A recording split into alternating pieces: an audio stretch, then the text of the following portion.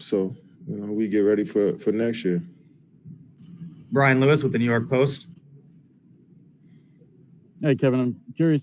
You guys were logging a lot of minutes to stay in this game and to put yourselves in position to win.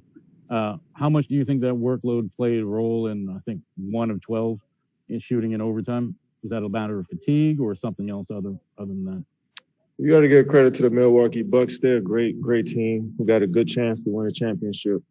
The story should be about them and how well they played this series, how well they played all year. We got good looks there in overtime.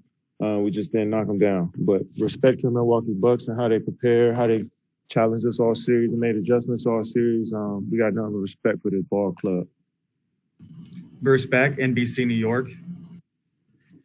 Kevin, you gave everything you could in this series. You put this team on your back. Does any of that temper the hurt that you feel right now? Not at all. Who cares? Alex Schiffer, The Athletic. Hey, Kevin, you got a lot of big baskets from Blake and Bruce. If you could just kind of speak to what you saw from both of them tonight. Yeah, I mean, they made shots for us when we needed it. They got us off to a good start. I had so much fun playing with Blake and Bruce. They make the game so much easier for everybody. They, physical presence, and Bruce being a 6'3" guard, 6'4" guard, mixing it up in a paint like that. Blake coming off so many injuries and giving us his all starting for us at the center in the playoffs. I got nothing but respect for those guys, and it's a joy and an honor to take the court with them every day. And if I could just follow up, I mean, with such a crazy season like this, how quickly does your mind shift to next season, or do you give yourself a break after the wild, however many months it's been with all this? I don't even know. I wasn't even planning on losing. You know what I'm saying? So I don't even know how I'm going to feel. I'm always thinking about our team and how we can get better and what we could do individually. Just wait for I don't know, take a few days off, and I don't know, man. Shit, I don't know. Greg Logan with Newsday. Kevin, Steve commented after the game about the sacrifice that everybody made and the character they showed. When you look over this season, what will stand out about it to you, as you look over all the adversity that you faced? I mean, every team went through adversity this year. And I respect the whole league for how they just, every player in the league going through COVID protocols, every guy that's been injured, who played in the bubble and came back for a quick turnaround. Guys have been in and out the lineup throughout the whole league all year, and we still put a show on for the fans. I'm just proud of the league in general, and especially our team, because I'm in there every day. But I'm sure other teams have been through the same stuff that we've been through throughout the year. So I'm just proud as a league that we got guys that come out there and play great basketball every night. We put a show on for the fans in the playoffs, every team. So, it's one of those things where we dealt with this season and we took it head on, and everybody just were professionals the whole year. Christian Winfield with the New York Daily News.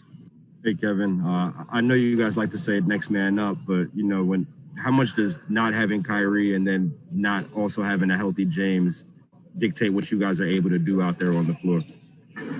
Oh man, I can't even speak about how much we missed Kyrie out on the floor and how much we missed James to start the series. And, seeing him, I could go for 40 minutes on both of those two, on how much they care about us and how much they put their bodies on the line to help us out as a team. Kyrie had a gruesome ankle injury, and he was thinking about, when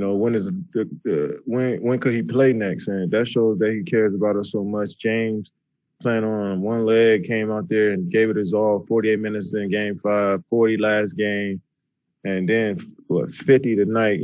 There's nothing but respect and love for those two guys. We missed them out there, but we still had a chance to win. Back to Brian Lewis. Hey, Kevin, a lot of contenders like Milwaukee, like Philadelphia, had a cohesion edge because they were running it back. I'm curious, whatever you guys are feeling now, whatever pain you guys are feeling now, is that going to be something that's going to be able to fuel you next year when your guys are running it back?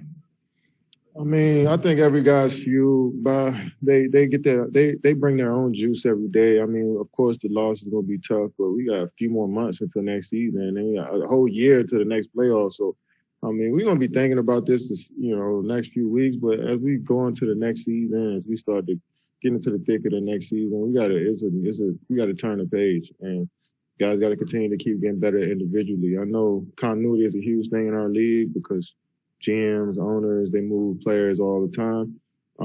But for us, we try to, get with each other this summer, keep grinding, and come back next year. Ian O'Connor with the New York Post. Kevin, that final play of regulation, can you describe making that shot? Did you think it was a three-pointer when it left? And is that really ultimately, even in defeat, the most memorable shot of your career? Not at all. Not even close to the most memorable shot. I thought it was a Tracy, but my big ass foot was a step on the line. I was just seeing a little screenshot how close I was to ending their season off that shot, but it wasn't in God's plan. Hey, we move on. So it was a solid shot, but I hit way bigger shots than that. Thank you, Kevin.